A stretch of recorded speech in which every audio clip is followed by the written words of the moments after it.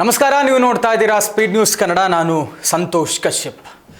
ದ್ರಾವಿಡ ನೆಲ ತಮಿಳುನಾಡಿನಲ್ಲಿ ಅಭೂತಪೂರ್ವವಾದಂತಹ ವಿಜಯವನ್ನು ಸಾಧಿಸಿರುವಂತಹ ತಳಪತಿ ವಿಜಯ್ ಅವರು ನಾಳೆ ಅಂದರೆ ಮೇ 7ನೇ ತಾರೀಕು ತಮಿಳುನಾಡಿನ ಮುಖ್ಯಮಂತ್ರಿಯಾಗಿ ನೂತನ ಮುಖ್ಯಮಂತ್ರಿಯಾಗಿ ಪ್ರಮಾಣ ವಚನವನ್ನು ಸ್ವೀಕರಿಸಲಿದ್ದಾರೆ ಅನ್ನುವಂಥ ಒಂದು ಖುಷಿಯ ವಿಚಾರ. TVK ಪಕ್ಷ MGR ಮಾದರಿಯಲ್ಲೇ ವಿಜಯ್ ಅವರು ಅಂದರೆ ಈ ಸಿನಿಮಾ ಬ್ಯಾಕ್ಗ್ರೌಂಡ್ನಿಂದ ಬಂದಿರುವಂಥ ನಟರಿಗೆ ಬಹಳ ಬೇಗ ಮಣೆಯನ್ನು ಹಾಕ್ತಾರೆ ತಮಿಳಿಗರು ಅನ್ನುವಂಥ ಮಾತಿಗೆ ತಕ್ಕ ಹಾಗೆಯೇ ಈ ಬಾರಿ ಯಾರೂ ಕೂಡ ನಿರೀಕ್ಷೆ ಮಾಡಿರಲಿಲ್ಲ, ಯಾರೂ ಊಹೆ ಮಾಡಿರಲಿಲ್ಲ. ಆ ಮಟ್ಟಕ್ಕೆ ನಟ ವಿಜಯ್ ಅವರು ಒಂದು ಅಭೂತಪೂರ್ವವಾದಂತಹ ಜಯವನ್ನು ತಮಿಳುನಾಡಿನ ವಿಧಾನಸಭಾ ಕ್ಷೇತ್ರದ ಚುನಾವಣೆಯಲ್ಲಿ ಮಾಡಿರುವಂಥದ್ದು, ಗೆದ್ದಿರುವಂಥದ್ದು. ಒಂದರ್ಥದಲ್ಲಿ ಆಡಳಿತಾರೂಢ ಪಕ್ಷ DMK ಏನಿತ್ತು, ಕಳೆದ 10 ವರ್ಷಗಳಿಂದ ಇವರ ಅಧಿಕಾರವನ್ನು, ದುರಾಡಳಿತವನ್ನು ಏನು ನೋಡಿದ್ರಲ್ಲ ತಮಿಳುನಾಡಿನ ಮತದಾರರು, ಅವರುಗಳು ಇವರಿಗೆ ಸರಿಯಾದಂಥ ಪಾಠವನ್ನು ಕಲಿಸಿ AIADMK ಅಂತೂ ಜಯಲಲಿತಾ ಅವರ ನಿಧನದ ನಂತರದಲ್ಲಿ ಒಂದು ಪ್ರಾಪರ್ ಸ್ಟ್ರಾಂಗ್ ಲೀಡರ್ಶಿಪ್ಪೇ ಇಲ್ಲ AIADMKಯಲ್ಲಿ. ಹೀಗಾಗಿ ಪ್ರಾದೇಶಿಕ ಪಕ್ಷಗಳ ಪ್ರಾಬಲ್ಯವೇ ಇರುವಂತಹ ಏನು ತಮಿಳುನಾಡು, ಕಾಂಗ್ರೆಸ್ DMK ಅಲಯನ್ಸ್ನಲ್ಲಿದೆ, BJP AIADMK ಅಲಯನ್ಸ್ನಲ್ಲಿದೆ.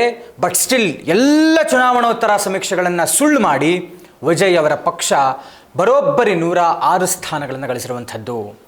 ಮ್ಯಾಜಿಕ್ ನಂಬರ್, ಬಹುಮತವನ್ನು ಸಾಬೀತು ಮಾಡೋದಕ್ಕೆ ಇನ್ನೂ 10 ಜನರ ಬೆಂಬಲ ಬೇಕಾಗಿರುವಂಥದ್ದು ನಟ ವಿಜಯ್ ಅವರಿಗೆ.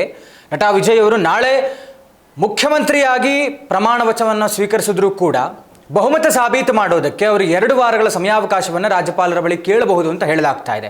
ಅಂದರೆ ನನಗೆ 2 ವಾರಗಳ ಕಾಲ ಸಮಯಾವಕಾಶವನ್ನು ಕೊಡಿ, ನಾನು ಅಸೆಂಬ್ಲಿನಲ್ಲಿ ಬಹುಮತವನ್ನು ಸಾಬೀತು ಮಾಡ್ತೇನೆ. ಆದರೆ ಮೊದಲಿಗೆ ಅವರು ಈಗಾಗಲೇ ನಿನ್ನೆ ಶಾಸಕಾಂಗ ಪಕ್ಷದ ಶಾಸಕಾಂಗ ಸಭೆಯ ನಾಯಕರಾಗಿ ಅವಿರೋಧವಾಗಿ ಆಯ್ಕೆಯಾಗಿದ್ದಾರೆ. ಈಗ ನಾಳೆ ಮುಖ್ಯಮಂತ್ರಿಗಳಾಗಿ ಅವರು ಪ್ರಮಾಣ ವಚನವನ್ನು ಸ್ವೀಕರಿಸಲಿದ್ದಾರೆ. ಆದರೆ ಸರ್ಕಾರವನ್ನೇನೋ ರಚಿಸಬಹುದು ವಿಜಯ್ ಅವರು, ಆದರೆ ಈ ಸರ್ಕಾರವನ್ನು ರಚಿಸುವ ಹಾದಿ ಜೊತೆಗೆ ಮುಂದಿನ 5 ವರ್ಷಗಳ ಕಾಲ ಇವರು ನೀಡಬೇಕಾದಂಥ ಆಡಳಿತ, ಆ ಒಂದು ಹಾದಿ ಏನಿದೆಯಲ್ಲ ಅಷ್ಟು ಸುಲಭವಾಗಿಲ್ಲ ಅನ್ನುವಂಥದ್ದಂತೂ ಹೌದು. ಯಾಕೆಂದರೆ ಇಲ್ಲಿಯ ತನಕ ಏಕಾಏಕಿ ತುಂಬ ಜನರಿಗೆ ರಾಂಗ್ ಇನ್ಫಾರ್ಮೇಷನ್ ಇದೆ ಅಂತ ಅಂದ್ಕೊಳ್ತೇನೆ.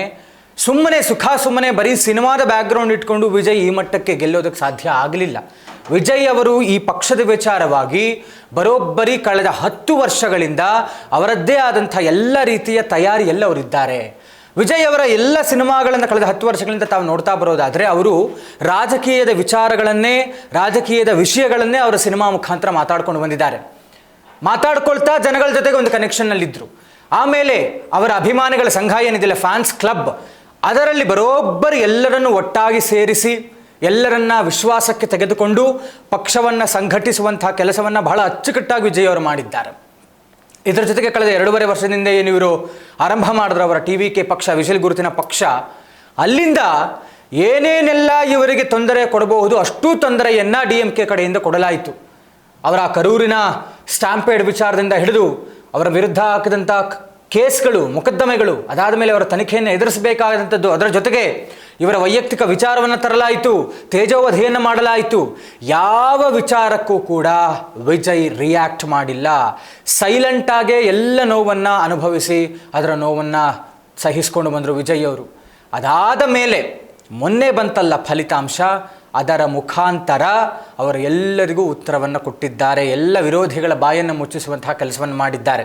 ಜೊತೆಗೆ ಬಹಳಷ್ಟು ಗಮನ ಸೆಳೆದಂಥದ್ದು ವಿಜಯ್ ಅವರ ಪ್ರಣಾಳಿಕೆ ಏನಿದೆಯಲ್ಲ, ಅವರ ಮ್ಯಾನಿಫೆಸ್ಟೋ, ಅದಕ್ಕೂ ಕೂಡ ಜನ ಮಾರ್ಹೋದಂತೆ ಇದ್ದಾರೆ. ಅದರಲ್ಲೂ ಎಸ್ಪೆಷಲಿ 64% ಜೆನ್ಸಿ ವೋಟ್ಸ್ ಬಿದ್ದಿರುವಂಥದ್ದು ವಿಜಯ್ ಅವರಿಗೆ. ಹೀಗಾಗಿ ವಿಜಯ್ ಅವರು ಪ್ರಣಾಳಿಕೆಯನ್ನು ಏನು ಘೋಷಣೆ ಮಾಡಿದ್ದಾರೆ ಅದರಂತೆಯೇ ನಡೆದುಕೊಳ್ಳಬೇಕಾಗತ್ತೆ. ಅದರಲ್ಲಿ ಬಹಳ ಪ್ರಮುಖವಾಗಿ ಈ ಅತ್ಯಾಚಾರಿಗಳೇನಿದ್ದಾರಲ್ಲ, ಯಾರದಾದ್ರೂ ಮಹಿಳೆ ಮೇಲೆ ಅತ್ಯಾಚಾರ ಮಾಡಿದರೆ ದುಬೈಯಲ್ಲಿ ಏನಿದೆಯಲ್ಲ ರೂಲ್ಸು, ಅವರನ್ನು ಕತ್ತರಿಸುವಂಥ ರೂಲ್ಸ್ ಏನಿದೆಯಲ್ಲ ಅದಕ್ಕಿಂತ ಕಠಿಣವಾದಂಥ ನಿಯಮವನ್ನು ನಾನು ಜಾರಿ ಮಾಡ್ತೇನೆ ಅಂತ ಹೇಳಿದ್ದಾರೆ ವಿಜಯ್ ಅವರು. Which practically must be implemented ನಮ್ಮ ಪ್ರಕಾರ. ಆವಾಗ ಅದು ಒಂದು ಮಾದರಿ ಆಗುತ್ತೆ ಈ ಥರ ರೇಪಿಸ್ಟ್ಗಳಿಗೆ, ಹೆಣ್ಣು ಮಕ್ಕಳನ್ನು ಅತ್ಯಾಚಾರ ಮಾಡುವಂಥವರಿಗೆ. ಈ ಥರದ ಬಹಳಷ್ಟು ಒಳ್ಳೊಳ್ಳೆ ರೀತಿಯಾದಂಥ ಪ್ರಣಾಳಿಕೆಯನ್ನು ಘೋಷಣೆ ಮಾಡಿದ್ದಾರೆ. ಒಟ್ಟಾರೆ ವಿಜಯ್ ಅವರು ಯಾರ್ಯಾರ ಬೆಂಬಲವನ್ನು ಪಡೆದುಕೊಂಡು, ಈಗ ಕಾಂಗ್ರೆಸ್ ಆಲ್ರೆಡಿ ಘೋಷಣೆ ಮಾಡಿದೆ 5 ಸ್ಥಾನಗಳಲ್ಲಿದೆ ಕಾಂಗ್ರೆಸ್ ತಮಿಳುನಾಡಿನಲ್ಲಿ.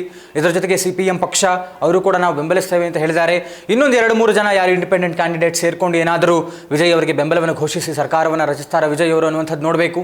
ಅದರ ಜೊತೆಗೆ ಪ್ರಣಾಳಿಕೆಯನ್ನು ಎಷ್ಟರ ಮಟ್ಟಿಗೆ ಅನುಷ್ಠಾನಕ್ಕೆ ತರ್ತಾರೆ ಅನ್ನುವಂಥದ್ದನ್ನು ನೋಡಬೇಕು. ಅದಾದ ಜೊತೆಗೆ ಯಾವ ಮಟ್ಟಕ್ಕೆ ಏನು ತಮಿಳುನಾಡಿನ ಮತದಾರರು, ಎಸ್ಪೆಷಲಿ ಯೂತ್ಸ್, ಜೆನ್ಸಿ ಜನರೇಷನ್ ಅವರು ಏನಿದ್ದಾರಲ್ಲ, ಅವರುಗಳು ಏನು ನಿರೀಕ್ಷೆ ಇಟ್ಕೊಂಡಿದ್ದಾರೆ ವಿಜಯ್ ಅವರ ಮೇಲೆ, ಅದೇ ರೀತಿಯಾಗಿ ಇಷ್ಟು ದಿವಸ ಲಾವಿಶ್ ಲೈಫ್ ನೋಡಿದಂತಹ ವಿಜಯ್ ಅವರು ರಾಜಕೀಯ ಜೀವನ ಅಷ್ಟು ಸುಲಭ ಇಲ್ಲ.